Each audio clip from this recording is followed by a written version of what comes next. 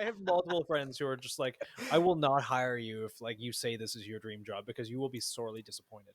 Oh, Yeah, you're gonna that's be absolutely miserable. fair. Yeah, I worked in a gun shop in England when I was a student because I was a sick individual and I got some free training classes out of it.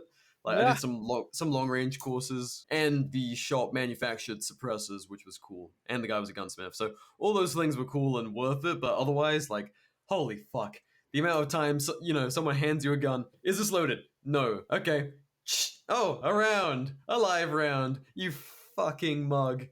You will have guns pointed at you, 100%. It will Loaded happen. guns. Loaded too. I think that's what I was getting to with people at the meet and greet, because we asked around like who's worked in a gun shop. Quite a few hands. Who's had a loaded gun pointed at them? Oh, The quite same a amount of few hands. us. Yeah. Yeah, Literally. like not a single hand goes down. You're listening to the Art and War podcast with your hosts, Nathan, BR, and Paige. Nathan is a Canadian illustrator with a couple years of military experience.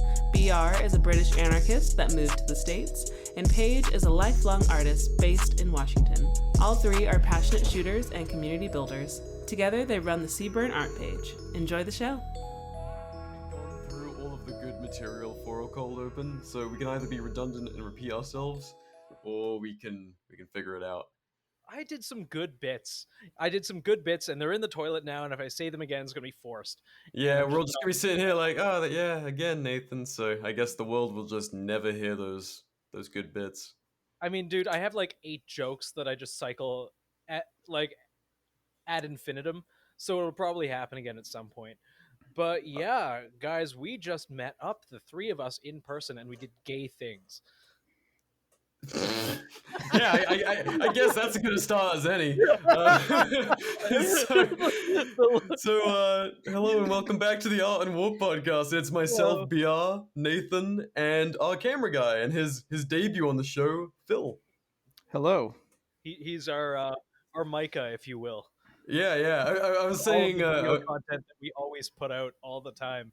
We're hey, real gun tubers. Baby steps. We've done one video podcast out in Texas, and we've just done some filming out at AWS in Fayetteville in North Carolina for our little get together. So thank you to everyone who came out for that, and thank you to AWS for hosting us. Thanks, AWS. Thanks, AWS. Thank you, AWS. But no, that was fucking sick, gents. We were like just digging through bins of surplus. For anyone who doesn't know, AWS is not only like a killer gear manufacturer, they are also like a very fucking cool surplus store. They have so much shit, like none of this is an ad. By the way, this reads like an ad, but this is actually this is an ad. It was cool. Whatever. Fuck you. Use 100%. code Art and War 10. Yeah, it's like I want to go in there and buy like a cool ass fucking plate carrier and also an $8 shovel for some reason. I'm incredibly disappointed that I didn't walk away with more surplus gear. I left with very little, and I should have left with a lot more. Yeah, no, dude, there was so much. I did all my shopping like the 5 minutes before the Uber was coming to take me back to Charlotte. So I was like running around the store, wildly throwing things in a cart, and I got this like old crusty Surefire light, that like the M952, which 100% has like bodies of Afghani children on it. It's like you know that I don't even care. This is the bit that I was doing before. You know that like multiple children like about to throw a rock. The last thing they saw was the 65 lumens like, in their eyes. Sheer fucking like power. Slight discomfort in my eyes. Oh fuck! What is it when you overpower someone with white light? It's the photonic barrier, right? Yes, and like, dude, you could outdo the 60. You could outdo that with like a little keychain, like single LED light right back at the 65 lumen Surefire. At this point, yeah, I did find out though you can order, which like I don't know, like whatever gear autist, if you're super poor out there and you live near a surplus store, you can buy these things and like throw better emitters in them. Like I think Valkov sells LED emitters for like $50. You throw one in there and you have like a decent weapon light. That was 100% like designed to kill Afghani kids, so it's tough. Dude, you can outdo the Surefire, that old school Surefire with a Chikro from Cloud Defensive. Their little Chikro light, little Chikro admin light throws out 350 lumens. Those aren't pretty good lights. It's like the size of your pinky. I need to get one. Yeah, it's tiny. Yeah, you're both Cloud Defensive boys, aren't you? Fuck yeah. Well, I don't own any at the moment. I have bought some for other people though. That's because just you're an poor. appreciator. Yes, big appreciator. Would you say As that? are all of us. That's because he's poor. We're Yes. all fucking poor, dude. We were We're just, all poor, aren't that was our real cold open before we even started talking. It's like fuck, man, and we can get into that in a minute. We have a little side project that we want to share with the people, but yeah, AWS. It was really fucking cool to. We've been working with them for like 2 years, more than 2, 2 years, because they were the first sponsor of the show. Yeah. But it was fucking cool to actually like go see and hang, and like it's the point where they're friends. They're friends. And it was really cool to actually go and see and lurk all the shit and see all the history. They want to build a museum in the middle of it. But I think besides AWS, one of my favorite things about Fayetteville, other than, I don't know, like people watching all the crackheads. I know where this is going. Surplus shopping. Holy Especially fuck. the blacklisted surplus shops. The blacklisted surplus. I remember. So we had cool. a meet and greet. We should probably get into that. We had a meet and greet at the AWS facility, which thank you everyone for showing up. That was fucking incredible. Yeah, we did. We crushed tacos with autists and compared RAADS autism test scores. Yeah. God, that was wholesome. That was just wholesome. Some of those numbers were impressive too. Oh my god, I thought I had a high score. Jesus. I think someone was in like the 180s, weren't they? We definitely had some 160s. I think someone hit 200. Whew, Yeah, what?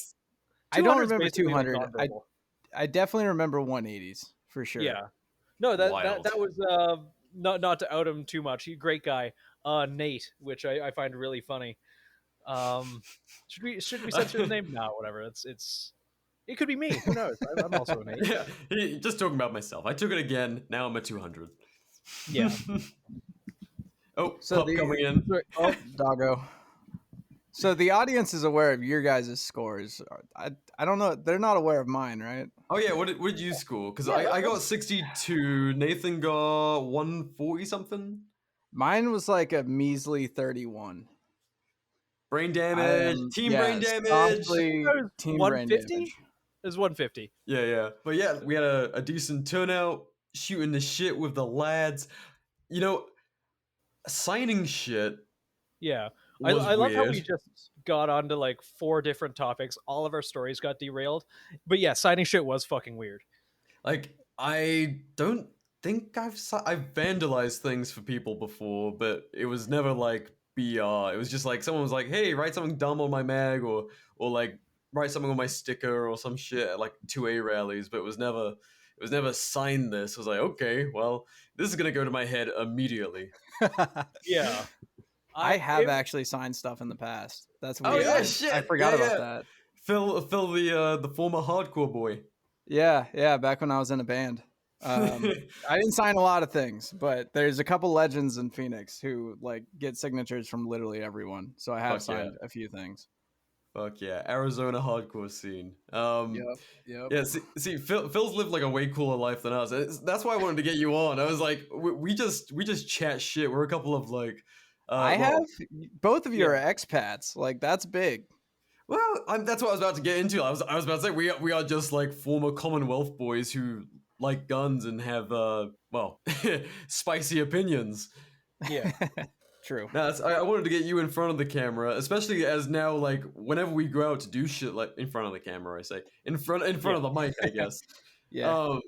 Because now whenever we go out and do shit, now it's like, oh, me and Nathan are hanging out in the same spot. Well, it's exactly the same experience if we're in the same state and just huddling around a mic. Like, hey, in-person podcast.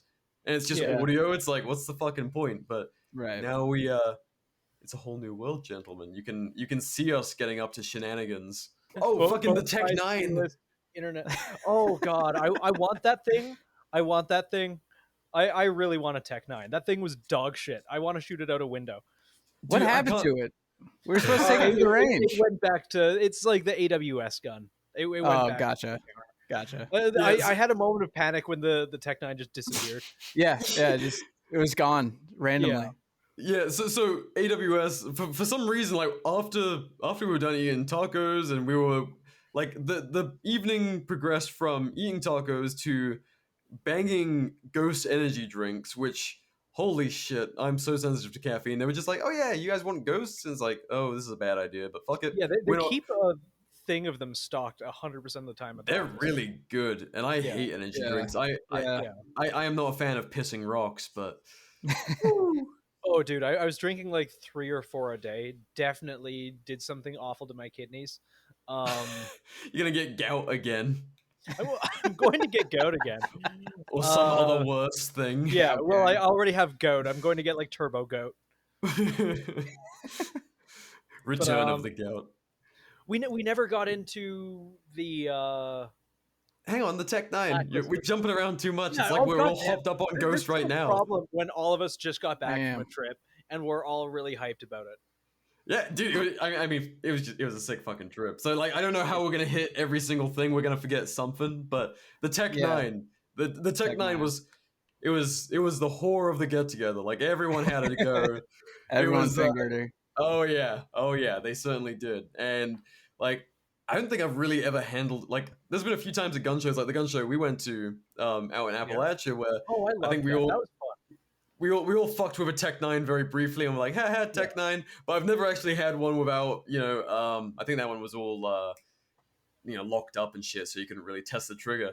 The trigger is fucking abysmal. It's like, it's like when you go to reset it, you release it, and it's like a water gun. You're like, where the fuck? Click. Oh my god, it's like 1.5 inches of travel. Yeah, but no, I still really want one.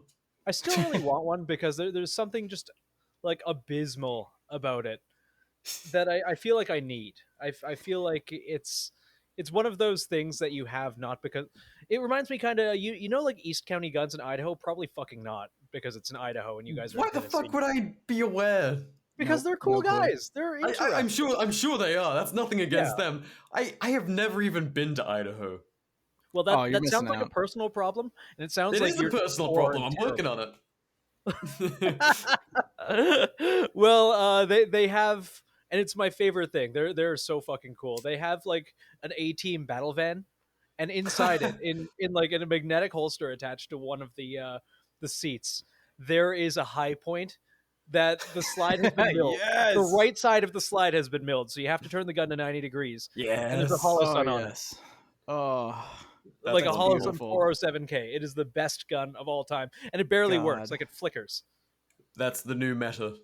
It's the new meta. Point with side-mounted red dot. Like if you're not carrying that for home defense or concealed carry, you're going to fucking die. No. That's not a defensive firearm. That's an offensive firearm. That's an offensive firearm. That's like turn left on Martin Luther King Boulevard firearm. Yes, that is I'm going to commit assault tonight firearm.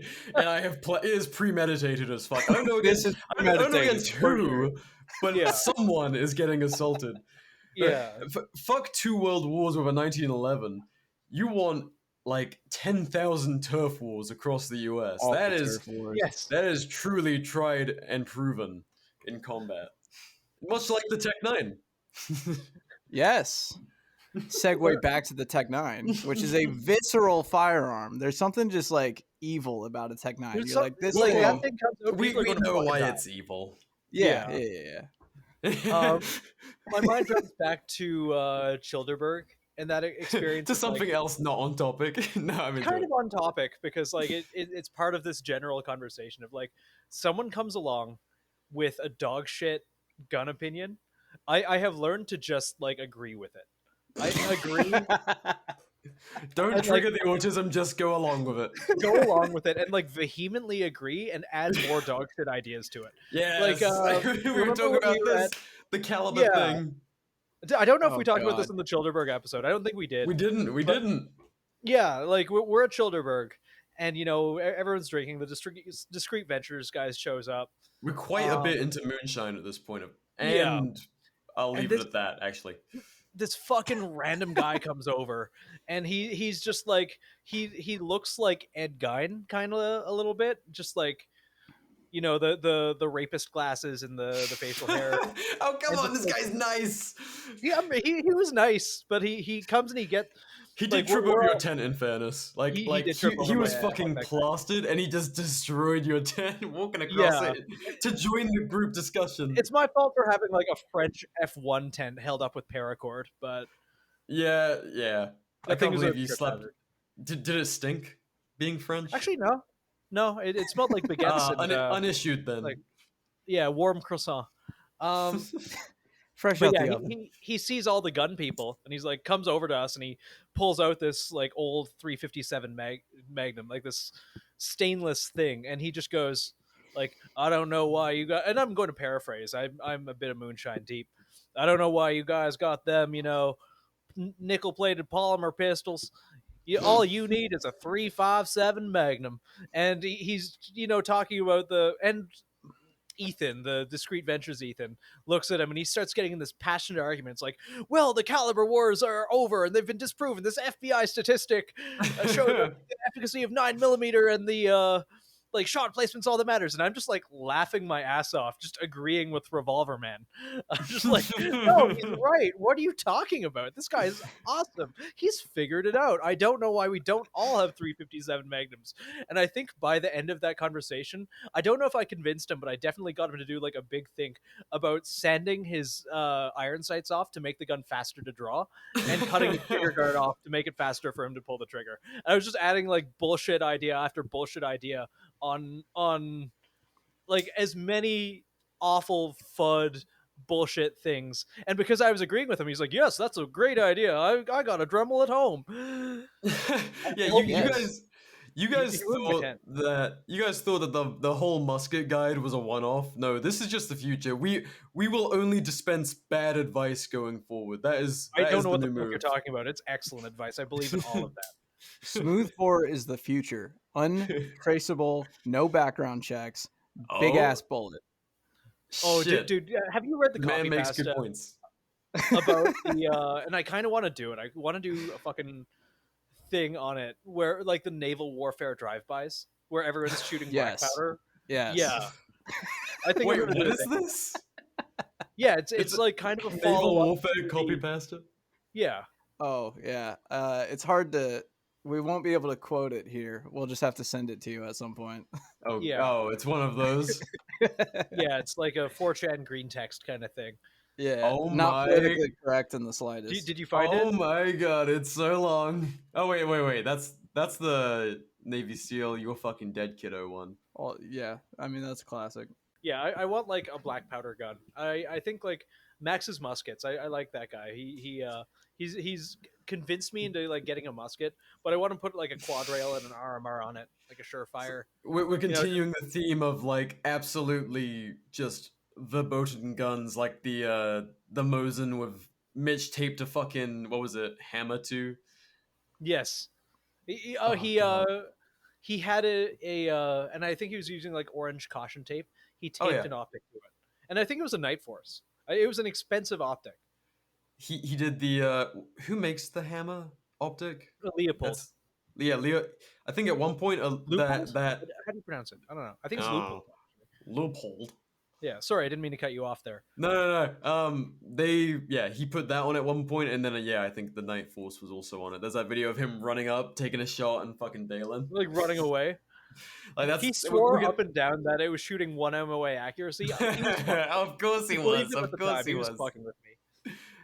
Dude, that thing, oh my god, it must have been a turkey shoot every single fucking time. But I want to recreate that with muskets. Let's fucking do it. And dude, that's the really bad thing about being amongst you fucking idiots is like every month there's a new like stupid meta that I'm obsessed with getting. Like for the longest time, and this still continues, the assassin gun. I want a Mark IV Ruger 22 pistol. Dude, they're dope. They're fucking dope. They are fucking dope. It's mainly because our local range, now that we're not public land boys, we have to actually go to a place. They have like a really cool 22 plinking range. And I'm like, oh fuck, that would be fun. In addition to just, assassin gun. What a Genuinely. fucking vibe. They're actually pretty good. I actually like, Sig, so and so. I actually really like the P322. I do too. Probably I actually my was favorite very thing about impressed by it. that is my favorite thing about it is not made by Sig. Oh, wait, did you guys shoot that this weekend? The No. P322? Oh yeah, I didn't know if someone brought one. I know people were talking about. There was one guy with a SIG that I was like cautious around in case it went off. Yeah. Well, his dick's in more danger than anyone else's, so. God bless. Yeah. This may be a Glock household, but, nothing but love to my Sigger brethren. God damn it.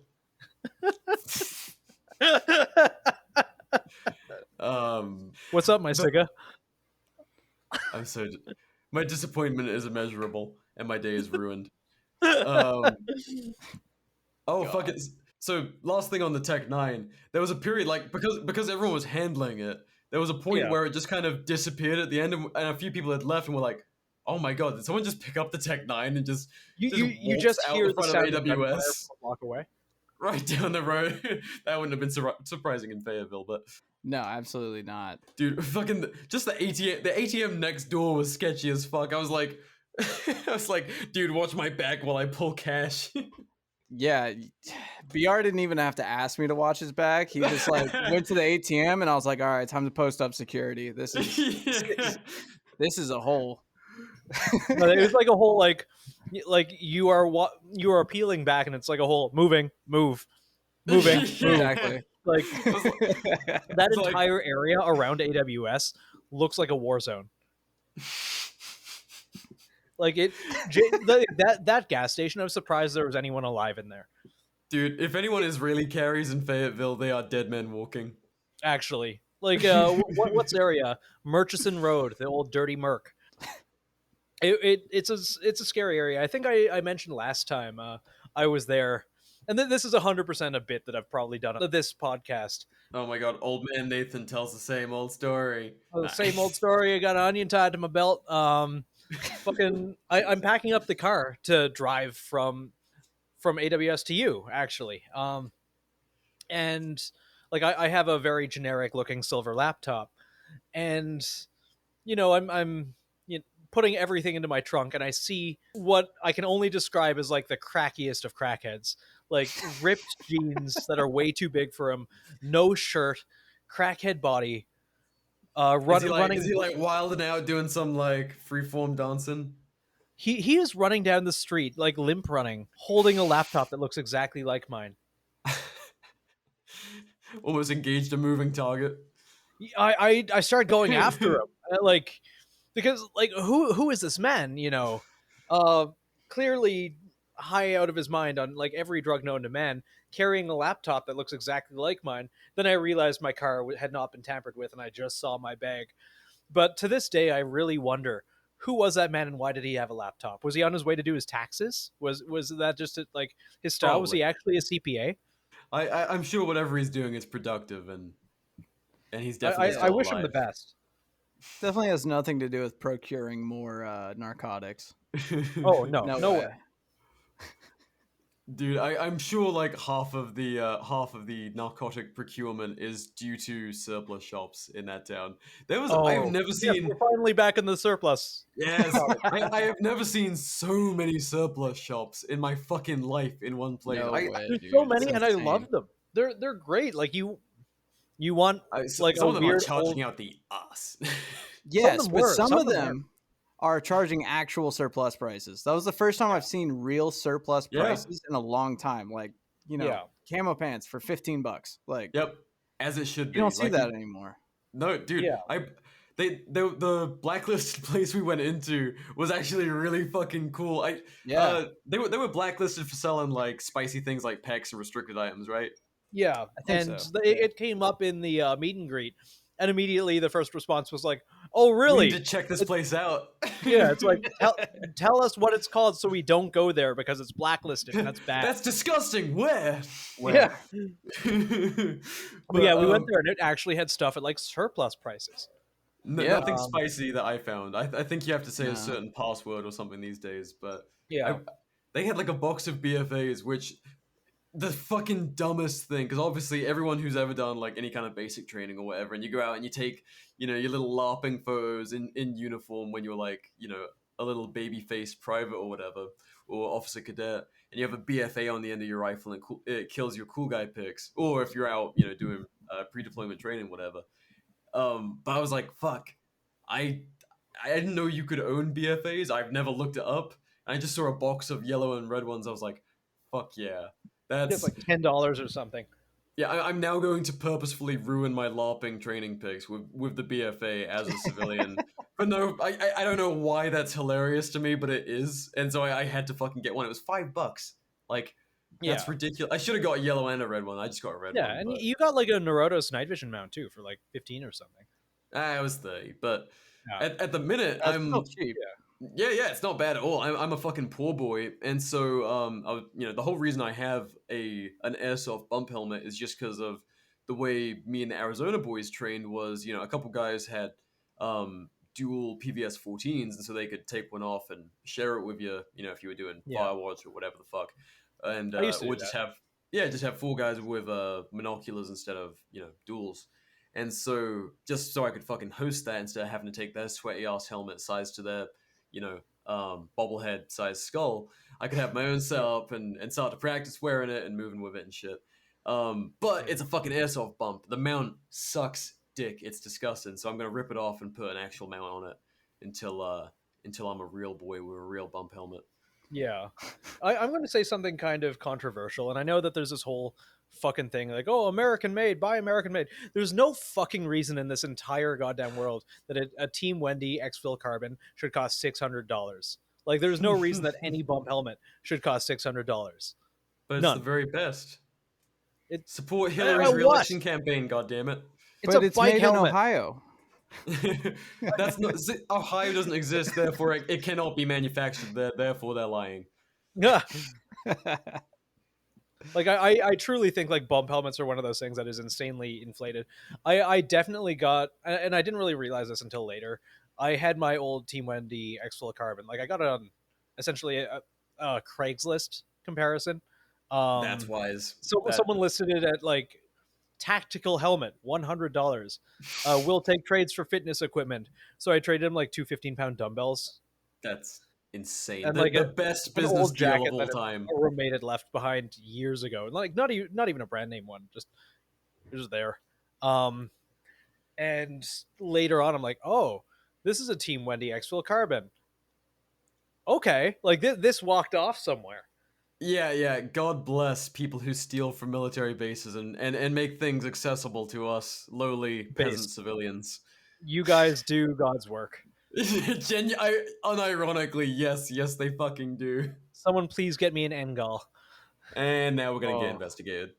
A man can dream. This is a satirical podcast full of satirical people. We're just a bunch of silly billies. We're a bunch of rapscallions.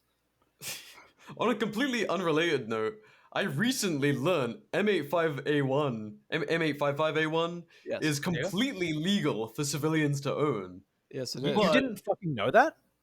Well, no, I didn't. Well, dude, you could buy it in Canada. Well, the thing is, like, a lot of those kind of rounds, like, sometimes when people talk about them, especially like gun show kind of sales, it's like gray territory. It's like, you can get this. You shouldn't have it, but you can own it. And it's like that weird fucking space where it's not civilian restricted by law, it's civilian restricted by access, which is fucky and weird. Yeah, dude, you can buy it from PMC, buy the crate from on AmmoSeek. In the US? Yeah. Huh. AmmoSeek, It's pretty expensive. I know on occasion Onyx Arms has also gotten shipments in, and it's usually like $2 a round. Is Onyx Arms the one that has all that weird shit that we've been looking at, like Dragon's Breath? Yeah, all the... Dude. No, you're thinking of KIR. KIR? KIR is where I get my 7 and 6, and you can buy Dragon's Breath and other goofy... Dude, they have... we probably fucked that saying the name on the podcast and publicizing it, but holy fuck, that site is so cool. They have like breaching Dragon's Breath rounds. Dude, like, what the fuck? I need the AP incendiary 12 gauge that they sell for Oh, you need that. Like, you literally cannot live without that. No, it's just absolutely not. hierarchy of needs that is at the base. Dude, like I don't know why the fuck that exists, but I'm so glad some mad lad was like, I should manufacture this ammunition in bulk. Yes. Yeah. This should be available to civilians. We can totally be trusted with that. It's fucked up, but I fucking love this country. I love this country so much. And I've been with you, you know, for a lot of the last few days. The amount of times that I said I love America, like, it doesn't stop when you're not here. BR here with a quick word from our newest sponsor of the show that made our first video podcast possible, the great people over at Attorneys for Freedom. Attorneys for Freedom are a real criminal defense law firm offering attorneys on retainer for legal representation in self-defense cases, and are not some insurance company or provider. This means that Attorneys for Freedom are able to cover scenarios that are often denied coverage by other programs. Self-defense scenarios such as while in gun-free zones or sensitive areas, while under the influence or on medication, scenarios where you knew your attacker, and while using any weapon in self-defense, from a firearm to a household object or otherwise. Additionally, Attorneys for Freedom will not drop you from coverage, nor will they ever ask you to pay them back. Even if you take a plea deal where you admit guilt to a criminal act, Attorneys for Freedom will not ask to recoup their fees. Attorneys for Freedom covers 100% of your attorney's fees in the event that you can reasonably argue that you were acting in self-defense, and now you're facing serious felony charges. The primary key to coverage is their ability to reasonably argue self-defense in court. Nathan and I have signed up already, and you can too in no time at all. The National Self-Protection Plan is available with a one-time sign-up fee of $100 and just $35 per month after that. Family plans and annual rates are also available. Signing up via the link in the show notes or via the Seaburn Art Instagram bio link helps support the show with both your initial sign-up and every month you retain Attorneys for Freedom services. Get covered in all 50 states, support the show, and have peace of mind that should your worst day come, Attorneys for Freedom has your back. Thanks for listening, people. How's it going, lads and ladies? BR here with a quick word from the longest running sponsor of the Art and War podcast, Advanced Warfighting Solutions.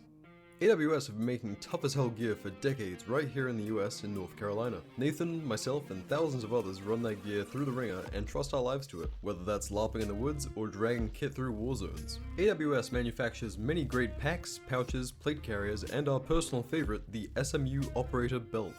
A set-and-forget gun belt that crushes in build quality, capability, and excellent feedback from its many users.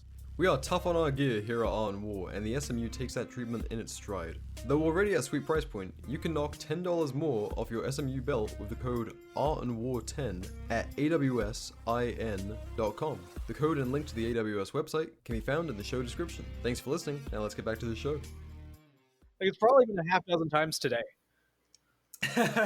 just driving around. I love America. That was me. You've been in the States like a handful of months at this point, but yes.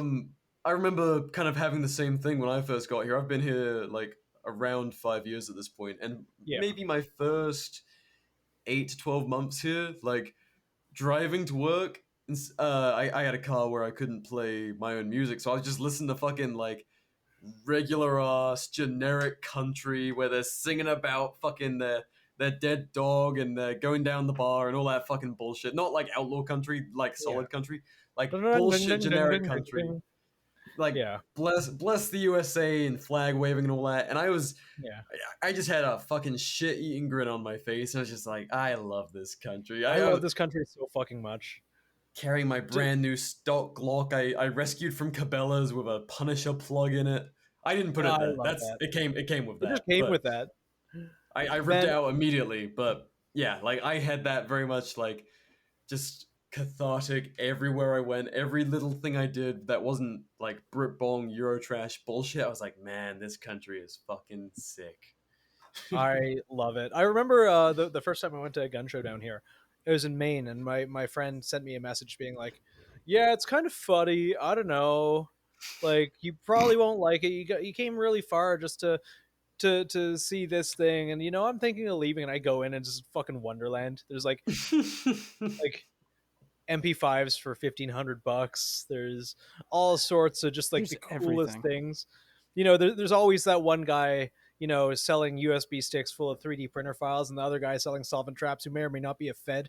Yeah, we had one of those at the gun show we took you to, right? There was someone selling solvent there was. traps. There's always a guy. selling solvent traps, which God bless him. You got to make your gun clean. And there's always at least one. And I've been going to a couple around here, and it's all like I think I'm finally at that point, because the first couple of times I went to American gun shows, like the one with you, the one with Brendan, my friend up in Maine, I was just like a kid in a fucking candy store, just enamored.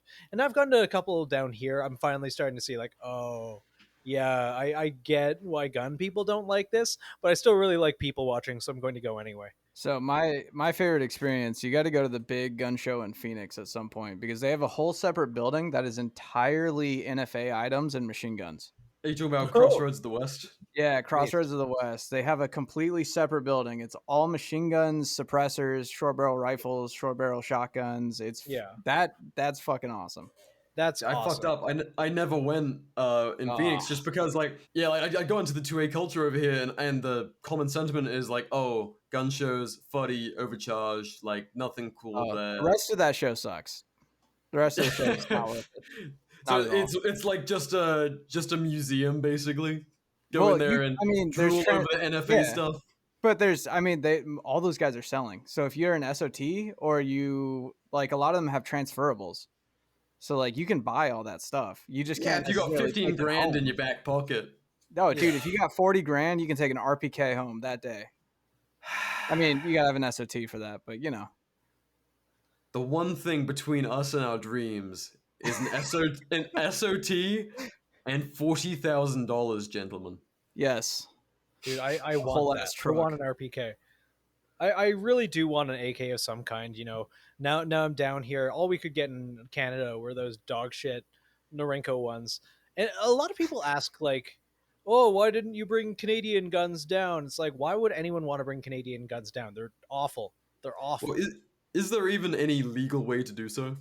There is, kind of, but who cares? Just why? It's not worth it. Just like, imagine moving down and bringing your like dog shit WK 180C Gen 1, which isn't going to mean anything to 99% of our listeners, but for the 1% of you that get it, yeah, you get it. There's exceptions to that, like if you have a Bren or something like that, or like the Crusader Arms was good for a Canadian gun. I was gonna say, is there anything that's like that Canadians can access that Americans can't? Norinco. Yeah, that's a lot more Norinco. Yeah, and like I have a lot of time with a Type 97, basically like the equivalent of China's current assault rifle. I know that they're updating it, but yeah, the QBZ 95, they made it for export to Canada specifically. I think like it might be around in 5.56. Prepping for the invasion. Yeah, like internally it's like an AK. Like I took it apart, and it's you got like the tri-lug bolt and all of that, but it's like crazy overgassed, hucked casings, like 10 yards ahead of you. Recoils way more than it should, and there's no wall on the trigger, so you can bump fire it super easily if you're not death gripping it. Hell yeah. It's the best gun. It is the new meta, and it should have a hollow sun mounted 90 degrees on the side. See, like, this is one of those things. I think you're gonna go through the same process that I did, where like you leave the shithole Commonwealth country and you're like, God bless America. And then after like a few years, you're gonna be like, I would love to hate shoot a Type 97, just like I would love to hate shoot an SA-80, which I've discovered there's one at it's a fucking L87. Is that what the fuck they are? Interesting. Is it like a American clone of L85 or what? No. At Battlefield Vegas. They have the 87. LMG. Yeah. Every time it fails, they have to send it to HK to fix it. Is it L87? Am I fucking sorry? Esoteric joke there. I think it is the 87. Yeah, 87. I never fucking handled the MG variant, but dude, it's the same thing, just longer barrel. Just a big fuck off barrel. I would someday I would love to get out there and fuck with it, just so I can demonstrate to both of you and all of you listeners on video why I fucking hate it, but I want to own one. It's SHOT Show, maybe. Yeah, maybe. We should do SHOT Show. I'm already planning on doing SHOT Show, but you boys should come. Well, yeah, I had like the worst FOMO ever last time. Yes. You're like, wow, it was amazing after everyone like, yeah, for years, everyone's like, SHOT Show fucking sucks, don't bother, blah blah blah. I'm like, yeah, but you're going for the wrong reasons. You got to go for the Yeah. vibe. And as I like think like if you go without expecting anything and you just kind of vibe and do your own thing, it is an excellent time. Like I feel bad for people who are stuck, like they have to network or they feel like they have to network and they have to work the entire time, as opposed to just do your own thing. I guess I'm not going to judge people for having to follow professional obligations or otherwise, but as someone who just went to vibe, it was fucking fun. From my understanding, you either just go for the vibes and it's a great Yeah. time and then you feel like death after, or you have to conversely only go for the business. Yeah, just run It's from meeting really- to meeting. It's like impossible to mix the two and also be productive. Yeah. Trying yeah, to no, produce I- content on the SHOT Show floor, is that productive? Would we No, it's fuck up? easy. I feel like that's what everyone's doing, but yeah. Then we're there for a SHOT Show for business, and then we're ruining our vibes. But we could do it anyway. We could We'll vibe on camera. No, it'll be the fun. hosts deliver the ATF just nasty notes.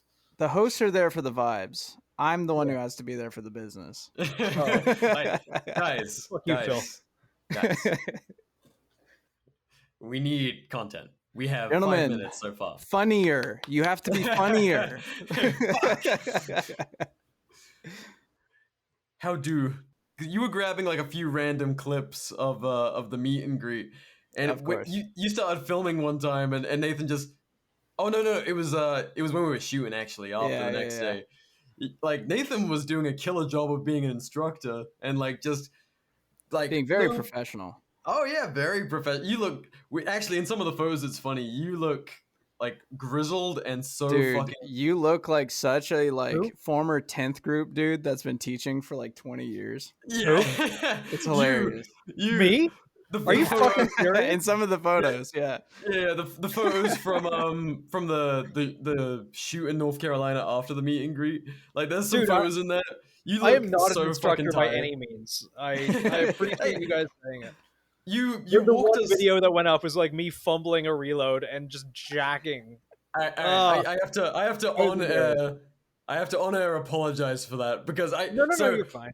Yeah. that Just video. like yeah. That video was my favorite of the weekend, not because like you fucked up or anything, because obviously I think anyone listening, if they don't know, you're a very fucking proficient shooter. You've taught plenty of people, including me, how to step up handgun I'm and all okay. sorts of other things. Whatever. Fuck you. For a Canadian, you're pretty damn you're pretty damn proficient in a good shooter. But and you were shooting spicy all day, and then just that, it was the one time I think you put on a mask. And Yeah, so as soon as it goes on and as soon as I know that someone's behind me with the camera, I just do dog shit. I fumble the reload. I just like everything. it was- That's how it goes. yeah, of course. It's like, hey man, film this for me. Like I did the same thing. Yeah. I didn't, because you were what we were doing for that drill. For anyone who hasn't seen the video, it was like 5 rounds loaded in a mag, like turn 180, fire 5 rounds into one target, reload, transition as you transition the second target, and engage that with 5 more, and done. And what was really funny to me was that because I didn't catch it at all. I was just like, oh, he shot a little slow. But you're like, not only after you're done shooting, you're like, I really fucked that up. And then a slight pause, and then you're like, that was to the cadence of Terminator. I was like, how the fuck did you notice that? Like, remember your cadence? And then I listened back to it later, and I'm like, oh my fucking god, it's exactly the cadence. It was perfect. Yeah. Wait. I don't know. Like that's not the first time I've done that. It's always specifically. I was like, what? How did Yeah. you fucking? Shout out to the dude in the comments that said he heard the Battlefield theme, because that's exactly what was going through my head like in the moment of filming that. It's like That well, like on the range day, you were like, Yeah. No, like the second I heard him shoot that cadence, I was like, oh. I was like, that's Battlefield. All right, maybe you are more Team Mortis than Brain Damage. I didn't pick that up at all, but no, I'm just weird. Yeah, fair. Yeah, but yeah, it was very, very fun. It was funny as well. Everyone was like, does Nathan have any problems running a 40 rounder off his belt? I'm like, no, he's just borrowing my retarded magazine. My meme, my 40 round meme magazine in Memphis camo, as it was sold to me. Yeah, that you got for $20 at a gun show. That's covered in weed leaves, the devil's lettuce. Gun show special, baby. Absolutely, and it was cheaper than a regular Magpul 40 rounder. It is a Magpul 40 rounder with laser engraving. The guy was selling it for $20. I'm like, fucking deal, dude. Like, have a ridiculous magazine for my ridiculous short green gun? Absolutely. I mean, that random gun that Nathan was borrowing from no one in particular. Yes. There was one guy who showed up, and he was great. I will not dox him, but like he was the forgotten Botkin brother. Oh, easy. Hands he was down. Fucking good. He was really good. Dude was really. Everyone was good. That was a good group of guys. I'm glad that we did like. So I think we should do another like slightly less impromptu range day. Probably like cut it at a certain amount of people. It's like too many dicks on the dance floor becomes a problem. Too many dicks on the dance floor. Yeah. That's gonna be an ND. Yeah, eventually there will be an ND and someone like someone's window like 5 miles away over the berm is going to get smashed. No, we joke about that, but honestly, so far everyone's been crazy safe, and even at Childeberg when like everyone had their barbecue guns out. So I don't know. We joke, but we might be fine. Yeah, it's the autism overrides the substance usage, and everyone is super safe. Everyone's always checking chambers. You like literally you watch a gun. I'm sure you guys talked about this in the Childeberg episode, which I should know. But you hand a gun down a line of like 20 dudes that are all intoxicated, and every single person like checks the chamber, pulls the mag out, like does the whole ordeal every single time. Like, I just saw you clear this, but I'm gonna do it anyways. Yeah, seeing as we're both fucked up, I am also going to check it. Yes, it's honestly fucking incredible. It's anyone who's worked behind a gun counter, like Childeberg, everyone around the fire drunk were way safer than the average FUD coming in and handing their gun to you. One guy even fucking mentioned, because we had a number of people who'd worked behind a gun counter. It's one of those fucking things you have to do in life. If you don't have military experience... Yeah. It's either military experience or gun store experience, or both. Yep. It's a rite of passage. Yep, absolutely. If you're serious about this shit, and don't take this as something you have to do, because believe me, if you can avoid doing either, you should. I'm the opposite. I recommend it. I totally recommend it. God, just find a cool shop. Don't work for like a Sportsman's or a Walmart. Like go find a cool mom and pop. Work for them. That's fair. That's fair. Because it gets spicy. Yeah. A friend of mine said that works at a gun shop is like, if you really want to work there, that's kind of a red flag. Like, like I have multiple friends who are just like, I will not hire you if like you say this is your dream job, because you will be sorely disappointed.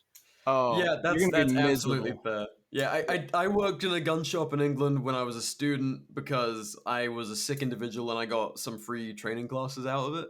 Like I did some long range courses, and the shop manufactured suppressors, which was cool, and the guy was a gunsmith. So all those things were cool and worth it, but otherwise, like, holy fuck.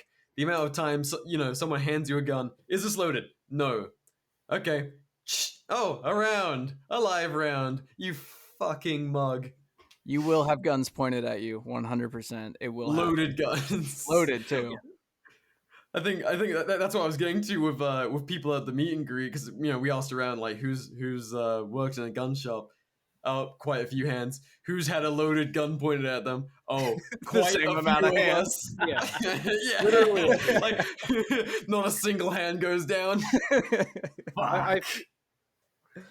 My mind jumps to I went on a trip with my buddy to Maine a little while ago, and his uncle, who had moved from like Pennsylvania or somewhere with not a ton of guns, got to Maine, bought a revolver, and the very first thing he did was like get it out, show us, really proud of it. And he's like pointing this loaded 357 Magnum at all of our faces, and I just saw God for just a second Oh through my the tip of god. like one of the full metal jacket rounds he had put into it. Yeah, not only will this pop you, but it will absolutely. You will be a fast track member to the Canoe Club. Yeah. Like, you are going to look like Sid from Ice Age. Have you ever? This is a symptom of being on the internet from a young age and seeing awful fucking things in the heyday of it. You guys ever seen like photos of people who've taken high caliber fucking cartridges to the face and have their head split, looking like Sid from Ice Age? I've seen the Oh, videos yeah. of guys biting the barrel of 12 gauges. Like, the internet is a dark place, and there's a reason my kids will not have access for a long time. Yeah. I actually I always avoided that stuff growing up. I tried my best to. I inevitably- just had sick friends. Same. Yeah, like I saw most of it as an adult when I think I was a little more like I was a pretty fucked up kid, but I think like most people at least are born and have a innate biological revulsion towards that kind of thing, which makes sense. You know, I think you're kind of programmed to avoid it evolutionarily. It makes sense. Yeah, seeing the inside of another man's head is usually not a sign that everything is a-okay. Yeah. But you know, it's something you can just desensitize yourself to very fast. And now the whole thing is like videos of dudes in Ukraine getting popped with thermal. Yeah, I'm gonna be honest. I don't like the videos of the guys in the trenches just getting fucking burned down. Like, I it's don't not like cool. watching them. It makes me kind of sad, actually. Yeah, and through thermal, I think is the most humanizing thing possible because, like, you know, you see it in the feeds, and half the people be claiming, "Oh, it's a Ukrainian video," half the people claiming it's a Russian video, and that's exactly the fucking crux of the point. I don't care. It's like, it's when you're watching it through thermal, you're just watching a fucking dude get blown apart in a trench who was just like trying to fucking sneak in a meal or whatever the fuck. That's someone's son, brother, husband, like dude who probably doesn't even want to be there. Yeah, and that Some shit fucking sucks. conscript. Yeah. I think we have this problem right now where we really dehumanize people. I saw this, God, tangentially related, this post the other day where someone had got back from Ukraine and they were saying like, yeah, like things aren't going well. I saw a lot of friends die. So and so. Like, it really messed me up. And the first response to it was, well, you can't say that stuff. That's exactly what Putler wants. Oh my fucking Christ! Updoot me. Yeah, it's just like the most Reddit soy jack thing you could possibly do. I hate that. Treating this entire conflict like it's like Avengers Infinity War is one of the most 2023 like, oh well, we need this like cohesive good versus evil narrative thing, and it is 100% the Industrial Revolution's consequences moment. Dude, it's fucking like neoliberalism and neoconservatism and its consequences. Like, yeah, everything has to be just like a really digestible good versus evil story, and I hate that. It ain't like that. Yeah. Nothing is just good versus evil. And if you believe that, you really misunderstood history. Yeah. Yeah, well, you have taken the bait, hook, line, and sinker. Absolutely. There's another kind of online trend that I've been seeing, and it kind of popped up a few weeks ago, and I haven't really been online enough over the last few weeks to see if it's still going on. But the idea that if things got really bad for whatever reason, insert environmental disaster, insert the road situation, The Last of Us, and put your like end of the world as we know it scenario here. Shit hits the fan, blah blah blah. Anything from water and groceries running out to whatever the fuck. Yeah, there is no rule of law anymore. I think like that's what the fucking Gen X internet fuds would call it. Like, without rule of law, WROL. WROL. Yeah, back in the day. And there's kind of like a growing subsection of people who are like, yeah, just take it. I just kill people for their stuff. Yeah, I have guns and bullets. I'll take from the weak. Nice. Yeah. Great. Yeah, it's like, okay, wow, all right, like this is exactly why I want people to be armed, so dipshits like you get like a full metal jacket lobotomy. But like the idea that people are like, oh yes, I'm going to lone wolf it, or like me and my friends are going to go murder little old ladies and take their clean water. Like we don't need to stockpile things other than the weapons that we have, because we're just going to take stuff. And I remember getting into it with some dude in a comment section, which I hate doing and I never do. But the things you were saying were just so outlandish and wild. I think it's the one time I've done it this year. But he's like, no, I would just wait until, like find a place, wait until someone comes outside. I just shoot them to soften up the target, and I just take their stuff. There's no, why would I have my own stuff? I have a gun, I have nods. I'll just, and it's like the weird kind of apocalyptic, um, like extrapolation of the trolley problem, or the not the trolley problem, sorry, like the grocery cart problem. It really is. Yeah. No, please elaborate. 100%. Are you capable of like self ownership? Are you a good person, effectively? Right. And in that answer, it's like no, and I really hope you die. Actually, there's not a lot of people I would say that about, but if that's genuinely your worldview, yeah. I mean, in unison with that, I would also say I hope you die to anyone who just leaves a car in a parking spot. Fuck Yeah, you. yeah. Oh, Well, 100%. so that to compare unless that it's law enforcement only parking, because that's funny. Yes. to compare that to the shopping cart analogy, for those who aren't familiar, the shopping cart analogy is where if you are not capable of putting the shopping cart back in the place where the shopping cart goes when you are done, and the little corral thing, you are not capable of self-governance, and you do not I deserve agree, such. and you should be But tortured in a shipping container for several not weeks. only is that For person up to a year. not only is that person not capable of putting the shopping cart away, they took that shopping cart and they threw it in the back of someone's truck, or they put it through some like Honda Civic's windshield. Like that's the kind of dickbaggery we're talking about. Yeah. And I remember like the guy trying to justify it's like, in nature, the strong kill the weak all the time. Like what are we if not animals? And it's like, well, rape happens in nature. All sorts of things happen in nature, like cannibalism, all of these things. Is that what, like, under that logic, you can justify everything? Morality is yeah. Predators in nature also coexist. They're like Yeah. wolves. Wolves have a pack. Lions have a whatever it's called, their group. And like when you have like two bears in an area, usually they avoid each other. So, you don't have to just go after another human being just because you were the little dipshit that didn't stock up on water and food. You can trade with people. You can, trade services. It doesn't even have to be bullets. Yeah. You can be a decent human being. Yeah. Well, I think there's probably one commonality that like ties all of these people together, which is they've never felt the warmth of a woman's embrace. Never felt the fucking warmth of their parents' embrace. Holy shit. Actually. Yeah, more like it. Yeah. Yeah. No, they got shoved into too many lockers growing up, and now they're just like externalizing. Like, oh, I bought nods. Like, I guarantee none of these people have a healthy BMI either. Well, that's exactly it. Like, none of these guys are like to say something as fucked as I'm just going to take people's shit. That's not someone with their life together. I mean, fuck, absolutely not. Like the collapse, as shitty as times are, like we are in the Great Depression of the 2020s, but like if you have an inkling bad shit is going to happen, and your plan, months, years, potentially even decades out is, I'm just gonna take people's shit. Yeah. Like, yeah, I'm just gonna fuck people over. Yeah, that's a great plan, dude. You're very well prepared. Yeah. And the funny thing is, like, all the guys I know and all the guys that I train with and like you guys and everything else, there is a semblance of community. There's most of the guys that I know with like nods, thermals, doing SUT, going and doing all of these things, they are also the sorts of people to go and protect their community. Yeah. Yeah, because that's the healthy difference between someone who has like empathy for their fellow man and prepares for the worst.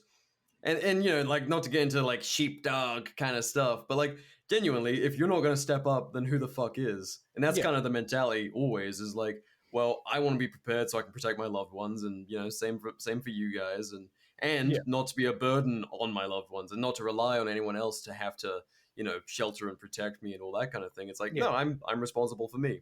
And people who think that they can, like, the solution is to to be a predator. Like that, Yeah. it's not even a real fucking person. That's like a meme that's gonna be, I think, as Reaper put it, was it day one idiots? Guys on and out who are just like, yep, that's, well, I can do it. I have the capability. I have power over people. Like, you know how long it's gonna take for you to get a fucking 6'5" or a 223 to the face? Not very long. 100%. To play devil's advocate, even like you can't rape and pillage forever. Yeah. It's like, oh, is that Communities will band sustainable? together and get you. Yeah. Eventually, you have to make food, and when that comes around, if you're not prepared for that, you're fucked. Yeah. And if you don't have several people, it's really hard to be a farmer with just one person. Yeah. And then down the line, it's like, oh, hey, there's that dick bag that killed like fucking 13 people from our little community. They shot our potato guy. Fuck that guy. I haven't had potatoes in 10 years. Fuck you. Yeah. Like, communities will band together, get people like that, and bring them up in the town square. Yeah. Without Like, rule of law things goes have both ways. Yeah. Like, your nods aren't going to help you. Your thermals aren't going to help you. You are going to die. You need people. And people who don't realize that now and are actively planning to not rely on others are fucking lost causes, really. Yep. Yeah. Before we went down this rabbit hole, it was a really good transition into this because I was like, oh no, we're gonna do like Ukraine doomerism again, and then you steered it. I was like, yes, Nathan. Thank you. I'm finally learning something. 2 years after we started this podcast, I'm starting to become like a cohesive host that can hold a conversation. We got there. With 2 years of practice. 2 years of practice. Well, do we want to allude to our little side project at all, gents? We can cut this part out too if it's not cool. But Nathan, for years you've been doing illustration for a lot of kind of like cool brands out there within the culture, within our little cultural space. Like, is that all right to say? Yeah, no, that's totally fine. Like, I'm we wearing wouldn't name names, but right now. No, fucking name names. I don't give a fuck. I did Dirty Civilians shit. I did Discreet Ventures, the Bucky's thing. I'm like, I don't know about a lot of the other companies like that I can have moonlit for. Like, fuck it, AAC, Silencer Co., Operational Industries, fucking a bunch of shit that I can't really say the specifics, but I have done work for people that are cool. Reptilia, can you say Otter Creek? Yeah, no, fucking Otter Creek. Otter Creek, I think is public. That shit is dope. So Nathan, like you've been doing like art all over the place for a while, and it's like, well, fuck, the three of us, we enjoy a certain vibe, and you know, I think there's things that can be said both for and against kind of drop culture and that kind of like hype beast thing. Like, for sure, some of it is like really fucking cool, and people can say what they like. It's really cool to turn up to a range and see people wearing shit that's kind of from our space, like friends of ours designed that, or fucking showing up to a range and seeing something that Nathan drew, like from some brand on the back of a guy's shirt, and it's like, fuck, that's so sick, like it's these days 2A culture is such an online space that when you get those instant identifiers, they're just fun and also can be kind of spicy in pushing the culture. When you show up to a range and someone just has something like just a little bit obnoxious about, like just put a stock on it, like Dirty Kid. I love that shit because it's like, it's like anytime you. That's my favorite. Dirty Kid shit at the range is always the best because I love seeing the ATF is gay shit. Like, it's so funny. It's like, ask me about my tax stamp. Fuck you. Yeah. And that kind of shit, like, it's an instant bond. You're like, oh, that guy's fucking cool. Like, I don't even have to, I'll probably go over and talk to him, say something, but just that instant, like, belonging when you see that. For all of the bullshit people say about drop brands, I really appreciate that component of it. There is that instant culture and that instant, ID kind of thing that's moving out of this brovet space and more kind of like, obviously there's cool military brands in that space too, but it's more like a, modern 2A culture thing that it's pushing that culture for sure. Yeah, it's going beyond like, oh, you're wearing like a cool unit thing, or you're wearing like a Terminal Lance shirt, like, you're one of my guys. It's like, no, military, civilian, whatever the fuck. we're into the same shit. Instant bond. That's cool. So to that end, we've been, Nathan's been working with a lot of these brands for a while. I'm in the design space. Phil rocks a camera, video, and photography, and it's like, well, shit, boys. I take pictures. Yeah, I take pictures. Nice ones too. Appreciate it. But yeah, we wanted to kind of do our own thing, kind of push our brand to a space that Seaburn hasn't really been before and can't necessarily go. So we'll probably revamp the Seaburn. We'll almost certainly revamp the Seaburn merch too, and kind of have more regular show and page merch. Yeah, But I found for 6 months that I was selling things below cost, so I was actually paying a couple dollars every shirt someone bought. God. we donate. I know. Donating shirts to the people, which is really I had all fucking lovely of you. Emails being like, "Oh, by the way, fuck you, we raised the rates," and they all went You to owe the us. business email. Which You have to pay for this shirt that we're sending out. So Yeah. business stonks. Big stonks. But yes, no, yeah. I'm a businessman doing business.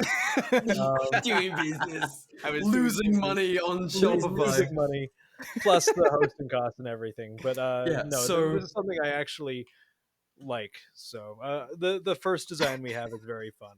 The cannibalism one. Yes. We'll share that. Yeah, eat your local Is it eat your local politician?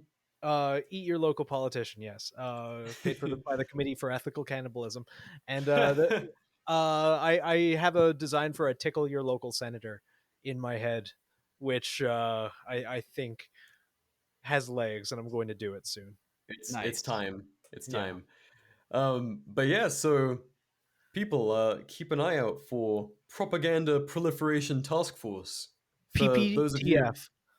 People who like your acronyms. We're keeping with the 4-letter acronym of Seaburn. It's going to be kind of like a sister brand for spicier stuff that doesn't need to be right next to the guides for the people who aren't as familiar. But we're going to be building that up.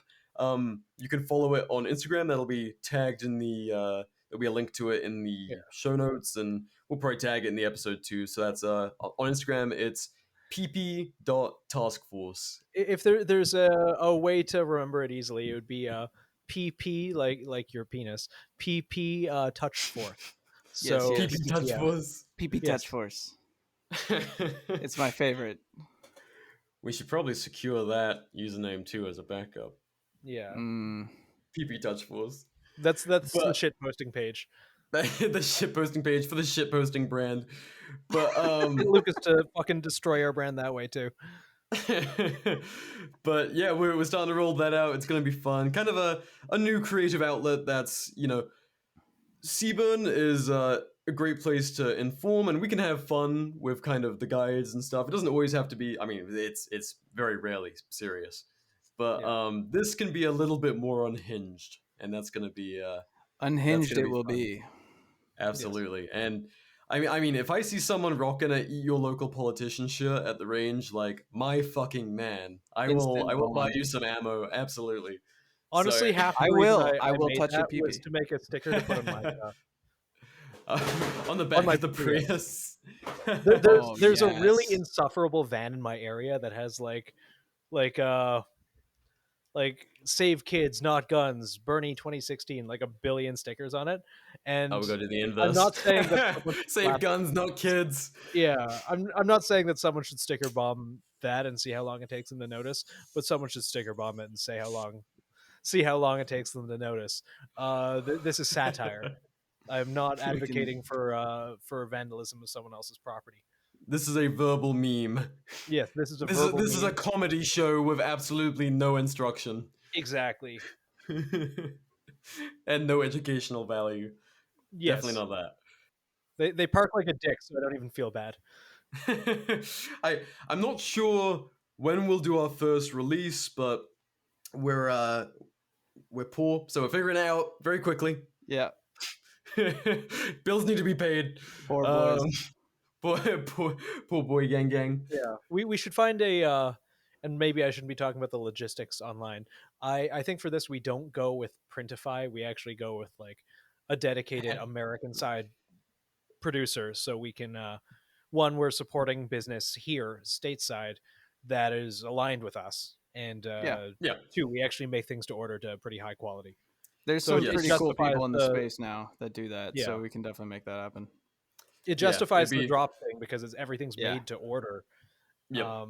I know we're just like talking about our fucking business plan on the show, but Back whatever. To the great Seaburn tradition of circle jerking.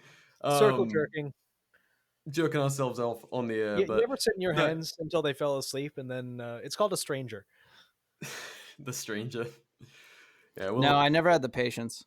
No, you just turn a key. I want it now. All right, Randy, give it to me.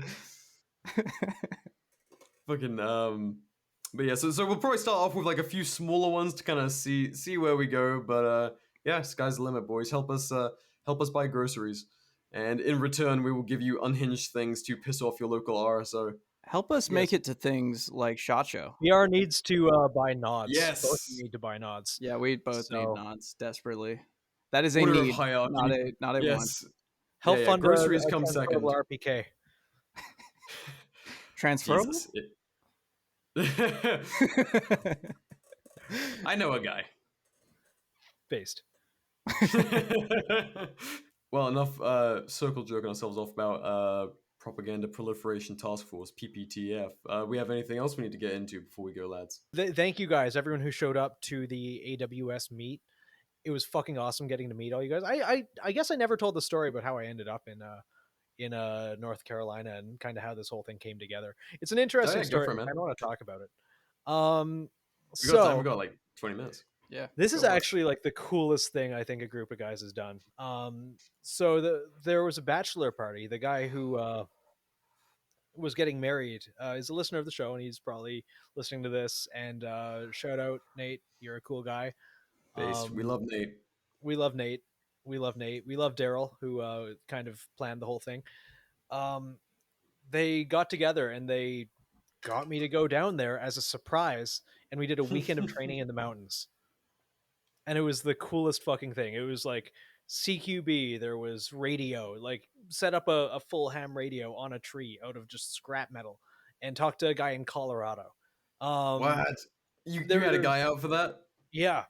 There was like small unit tactic. Like it was like 1, 2, 3, 4, like 101 on everything except for the radio stuff. I couldn't make head nor tail of that, but I think as it was tailored to the but yeah, it wasn't. So we surprised him for his bachelor party, and it wasn't any of that like, oh yeah, we're getting, booze and hookers in Vegas. It was like, no, this is stuff that he enjoyed, and I love that. I fucking love that. And I remember the moment he came into the room, and because like we got this Airbnb in the middle of fucking nowhere because we're going to go train around there. He looks at me and he's like, there's no recognition. He walks out and you hear him like, well, I couldn't hear him, but it was relayed to me like, who the fuck is that? Who is that? what are they doing here? Because he knew everyone else. And about an hour later, he comes into me saying a story, and I think the tagline was something like, "Nice gun, can I put it in my mouth?" And it clicked, and you saw the recognition in his eyes. And he just walks over to me, and he's like side-eyeing. He's like, "Hi, I'm Nathan. What's your name?" And hi, I'm Nate. What's your name? It's Nathan. And then like he starts looking at all of his friends, and he's like, "Oh, okay, yeah, I get it now." And it was just one of the most wholesome moments and very humbling. Also, just like I appreciated the hell out of that. It was an excellent weekend, and it also was an opportunity to meet some cool people and go down to AWS and meet even more cool people. So I appreciate that. That's awesome. I think that's what I need to do for my my bachelor. Is it the bachelor party that you did that? Yes. Bachelor party, yeah. I've thought about it for years. I'm like, I definitely don't want to go out for fucking like hookers and shit, or not hookers, like even a strip club or something. I'm like, that's so not me. Yeah. We need to just go training in the mountains, lads. Or actually, because I'm going to be dragging along a bunch of my Britbong friends, and just I want to expose them to the most unhinged amongst my like gun crowd, and just take them from like 0 to 200 like for one weekend. They're just like, what the fuck is going on? So I was like, hey, brought a little baggie of crash course in Everybody gets a American UTM culture. bolt and like 5 megs, and you have to go assault an objective. I want them to ask, Best is of this legal at least 60 times? Every time. Everything we do. Is this legal? It's legal. Don't worry in this about state. Don't ask about it. Yeah. Wait, But like, yeah. dude. Like I think the idea of like, oh, you know, like my bachelor party, I don't want, you know, any of that stereotypical stuff. I just want to fucking LARP. I want to do something that's not anything you see in the movies. Something like this was perfect. Yeah. Chisholm in the woods with the boys. Just tism in the woods. And there was a stuffed dog full of tannerite also. Oh yeah. Fake dog. Yeah. Have to A fake clarify dog. that super quick. It was It was not a stuffy dog with stuffed with a- tannerite. A fake dog Yeah. stuffed with tannerite. Yeah. Alan Moore is PETA certified. We Fuck wait, PETA. no. Yeah, No. no, they I don't they wanna- kill way more. Yeah. They kill a fuck ton of animals. Yeah. They've killed way more animals than I have. That's for sure. Yeah. Dude, have you read about the like PETA kill centers? They're Yes. horrifying. Oh yeah. It makes me furious. I hate it. Yeah. Same. Next up, PETA targets. Oh my god. Are they still relevant? I haven't seen anything from them in a while, but I'm sure they They still like crop up every now and then with like a dumb fuck like ad campaign. Yeah. PETA. I mean, they're like the you know, animal rights organization or quote unquote animal rights organization. They're the one that get all sorts of weird fucking money funneled towards them, and Yep. Yeah. like a solid tax write-off for corporations that want the vibe of supporting animal rights but don't give a fuck. Yeah. Yep, they are definitely still around. Oh my god. Yeah. You'll feel anything but warm and fuzzy after seeing this pumpkin spice latte video. Jesus fucking Christ. Quit shaming the white women. They're already shameful enough. Oh man. White women moment. How do we wrap this up? We've got like we 14 need to minutes. like horrifically cut all like half of that.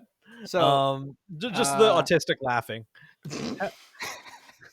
What's wrong with us? Why are the three of us just like incapable of real human thought?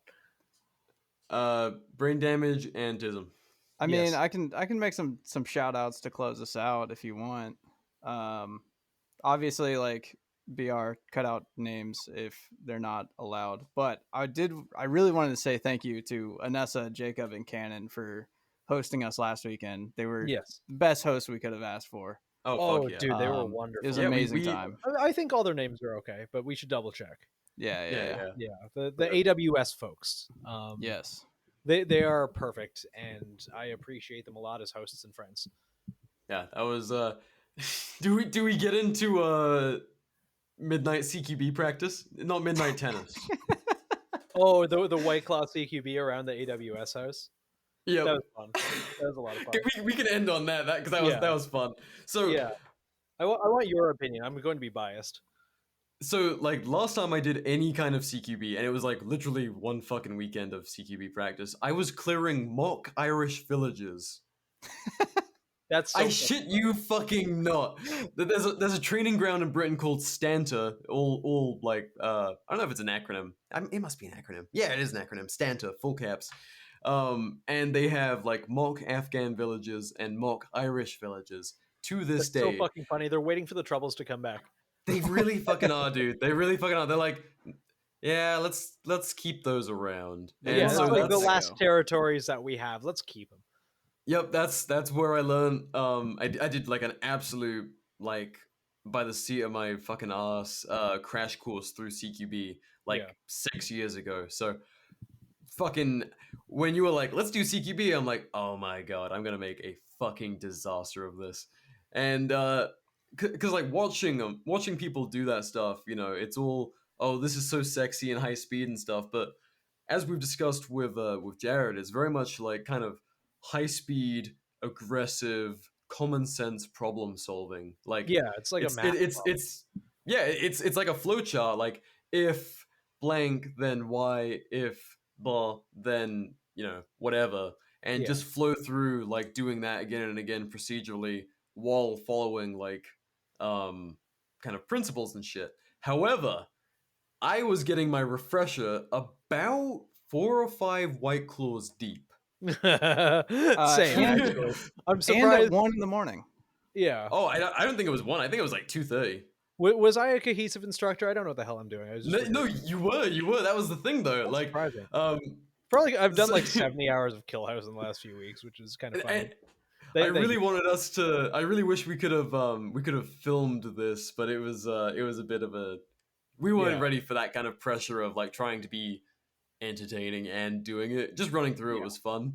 And of course, we cleared the absolute fuck out of our guns prior to doing this. And I had my little BFA to put on the end. Yeah.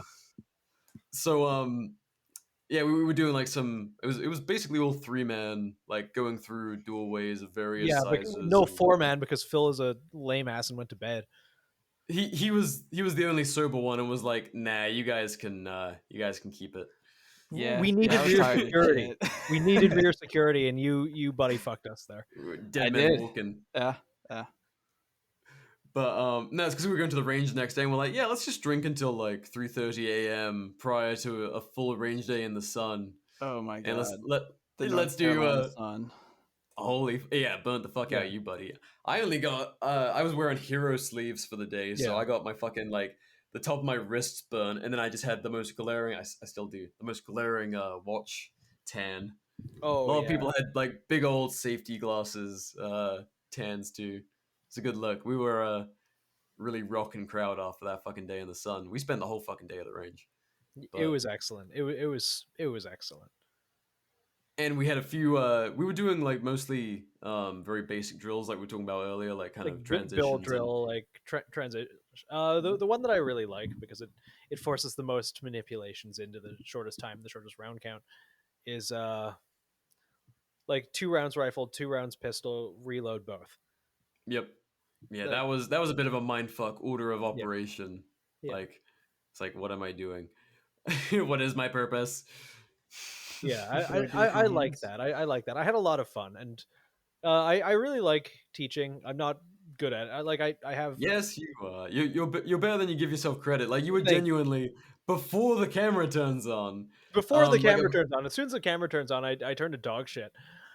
But thank you. Not quite, but you do stumble a little bit. You're like, because you go kind of into hosting mode as well as like like instructor mode. Pointing at me. But we'll get there. Yeah, we'll get there. But I'm glad people had fun, and it seemed to work. You know, people got something out of it. I did actually get certified as an instructor in fucking Canada, of all places. And I'm Canadian NRA certified.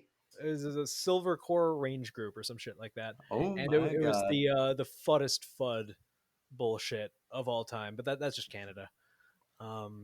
So I just make it up as I go along, boys. Like I don't know what the hell. Nah, fuck it. I mean, you transferred some basic principles. Like I feel at least way better than I did about taking corners and entrances and rooms in my own household than I did prior. Like before, it had been so long since I had that teacher, and I just absolutely.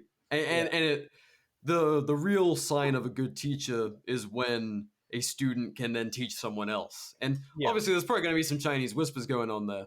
Yeah, but like, I think I got like the core of it down, and we were going all over the fucking place.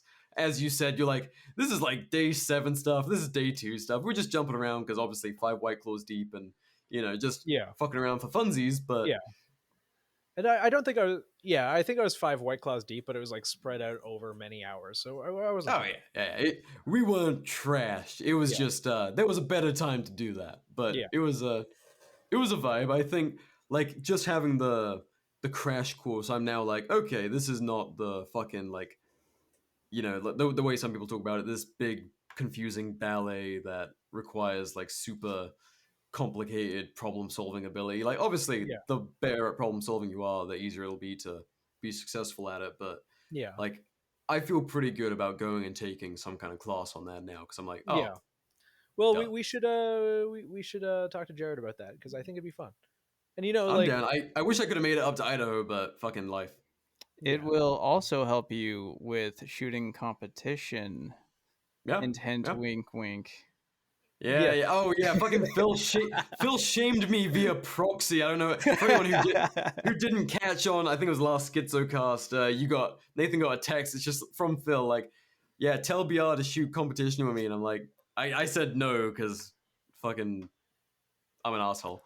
But I need to get on it. I need to shoot our local range and then man up and do some USP whatever. I don't even USP. What the fuck is it? USPSA. I think USPSA doesn't exist anymore as of a few days ago.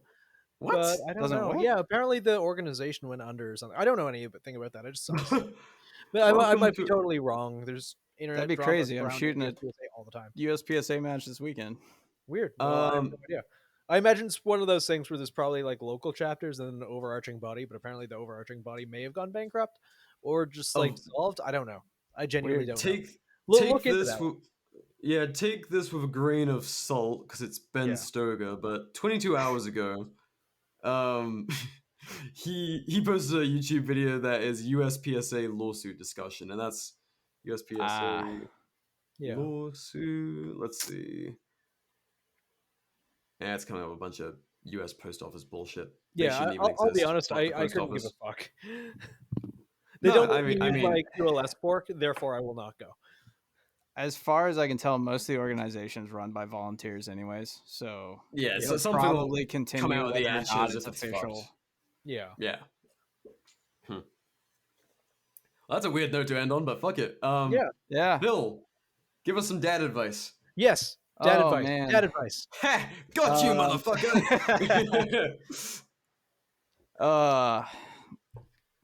Sometimes it is very difficult to stay positive, but you are where you are because you're meant to be there for whatever reason that is. And sometimes that reason is you suck and you made bad decisions, but those are decisions you can fix or at least make right. So be happy with where you are, find the positives in it, and move forward. I like that, actually. Nice. Didn't even... I was really... Like, where my mind was immediately going was some kind of safe sex joke. I'm like, that's a good one. Like, make the dad joke, and then he dispenses some actually useful positivity stuff. So yeah, guys, we're living through the Great Depression. But it is what it is. Work with it. Don't eat cereal. Someone brought me a thing of cornflakes. Yeah, guess where that ended up. So do you have it? I've been looking for it. You left it. You left it in Phil's truck. Can you hold that for me? I actually want that. Like it's I was still here. Okay, and I have. Next time I see I'm you guys, fucked because you fucking left that in Phil's truck. It's now in my kitchen, and I'm like, fuck. On the one hand, I hate throwing away food, and I've even written on the box, not fit for Nathan consumption. But is it fit for BR consumption? No, I don't eat that trash. Then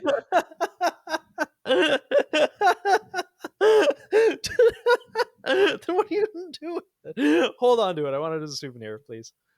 I'm gonna put it in my fridge as a reminder to never eat cereal. I say as I've definitely eaten cereal once or twice since I got here, 4 or 5. Yeah, this motherfucker was threatening. He was when I pulled up to the AWS house. He was threatening to eat cereal drunk. They had Frosted Flakes. You know how long it's been since I had Frosted Flakes? Like 20 years.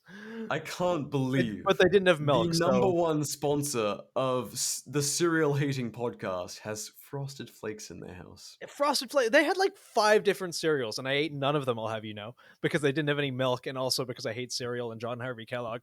But guys, when you order from AWS, ask for a box of cereal. No, ask for a little baggie of cereal with your order.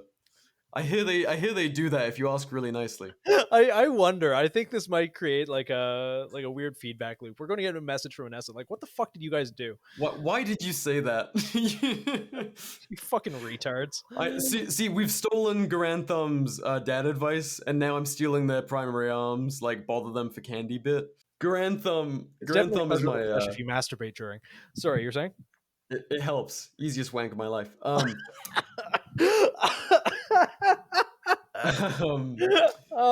Grantham is my cooking show, which makes what I just mentioned even harder. And me. Jesus Christ, we need to end the show. Okay. Yes. Thank you guys for listening. Thank you everyone for coming out to AWS. Thank you AWS for having us. Thanks, AWS. Thank you AWS. Follow PP.Task Force on Instagram and probably Twitter. But it's up to you. Social media is gay and retarded, and you do not have to do that. We will not force. No, follow from at PP.Task Force, and consume. Or not. Live your life. Don't consume product. Even if it's our product, don't consume product. All right, I'm gonna wrap up. But cheers, Phil. Consume product and then get excited for next. Okay, bye. I love you. What the fuck is this ending?